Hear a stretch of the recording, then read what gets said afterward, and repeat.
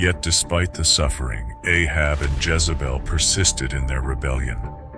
The ultimate confrontation between Elijah and the prophets of Baal came at Mount Carmel, where the prophet issued a challenge to Ahab: "Summon all Israel and the 450 prophets of Baal to meet me." The tension was palpable as the people gathered atop the mountain, unsure whether Baal or the Lord would prevail. The prophets of Baal prepared their sacrifice and cried out frantically, shouting and dancing around their altar from morning until noon. "O Baal, answer us!" they cried, slashing themselves until their blood flowed. But their God remained silent. Elijah watched with calm disdain.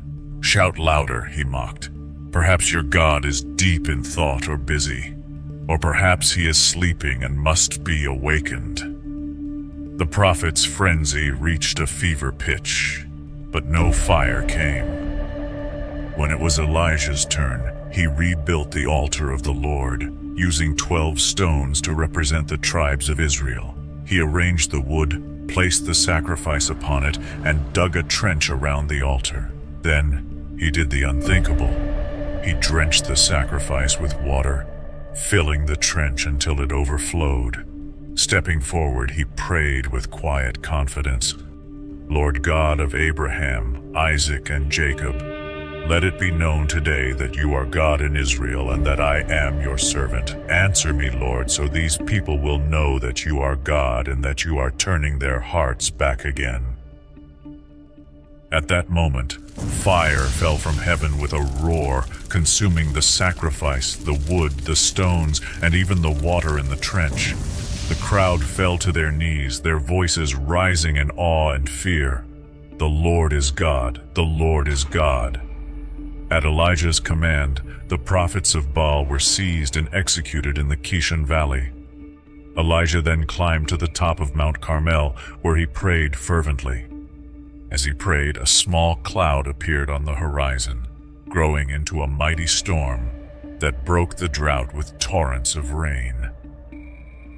But Elijah's triumph was short-lived. Jezebel, enraged by the slaughter of Baal's prophets, vowed to kill him. "May the gods deal with me, be it ever so severely, if by this time tomorrow I do not make your life like one of them," she swore. Fearful and exhausted, Elijah fled into the wilderness, where despair overcame him. Collapsing beneath a broom tree, he cried out, "Lord, enough. Take my life, for I am no better than my ancestors." But God, in his compassion, did not abandon his prophet. An angel appeared to Elijah, touching him gently and saying, "Get up and eat." Beside him was a cake of bread baked over hot coals and a jar of water. Strengthened by this divine provision, Elijah continued his journey, sustained by the presence of the God who would not let him falter. "The journey is long," lamented the prophets, their voices heavy with sorrow and urgency. Yet Israel refused to heed the warnings of God. Idolatry thrived, and injustice prevailed in the land. The people turned their backs on the covenant, provoking God's righteous anger. The time for mercy had passed. Judgment was at hand. "The Lord has sent Assyria as the rod of his anger," the prophet Isaiah proclaimed, but his words fell on deaf ears. The shadow of invasion loomed, and fear spread like wildfire across the northern kingdom. As Assyria approached with its mighty army, the Israelites realized too late the weight of their rebellion.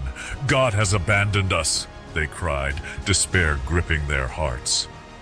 The ignored warnings of the prophets now rang in their ears like haunting echoes. When the Assyrians finally descended upon Israel, chaos erupted. "Take the men, women, and children," the Assyrian soldiers commanded, their voices harsh and unyielding. "Destroy everything." The land was ravaged as homes were, set ablaze, smoke rising into the heavens like a lament for the fallen kingdom. The cries of captives filled the air, mingling with the clash of weapons and the crackle of flames. An old man, his hands bound in iron, murmured through tears, "Israel, you who forgot your God now face the judgment announced to you." The northern kingdom of Israel was dismantled, its people scattered across the vast and foreign lands of Assyria. Families were torn apart, and the once flourishing kingdom faded into exile, its identity eroded among distant nations. Yet, amidst the despair, a quiet whisper of hope lingered among the faithful. The Lord has not forgotten his people. This faint hope sustained them, a flicker in the darkness. In the southern kingdom of Judah, the warning signs were clear. Israel's downfall stood as a dire example, but Judah failed to learn from its northern counterpart. The kings of Judah turned a deaf ear to the prophets, and the people followed their leaders into sin. Among these kings was Jehoiakim, whose defiance reached its peak when he burned the scrolls of Jeremiah's prophecies. The word of the Lord could not be silenced, but the act symbolized Judah's rebellion against God's commands. Judgment arrived in 597 BC when Nebuchadnezzar, the king of Babylon, marched against Jerusalem. The city was gripped with fear as Babylon's forces encircled it. Supplies dwindled, and despair settled over its inhabitants. "Why did we not listen to Jeremiah?" they lamented, their voices filled with regret.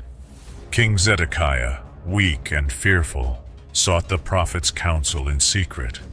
"If you surrender to the king of Babylon, you and your family will live," Jeremiah warned. But Zedekiah, torn between fear and pride, could not bring himself to obey. After 18 grueling months of siege, the walls of Jerusalem crumbled beneath Babylon's relentless assault. The city descended into chaos as soldiers stormed through its streets. "Burn the temple," Nebuchadnezzar commanded, his words sealing the fate of the sacred sanctuary. Flames engulfed the temple, the palace, and the homes, lighting the night sky with the glow of destruction. The cries of the people echoed as they watched the holy city fall. Zedekiah fled in desperation, but Babylonian forces soon captured him. The brutality of his punishment was swift and merciless.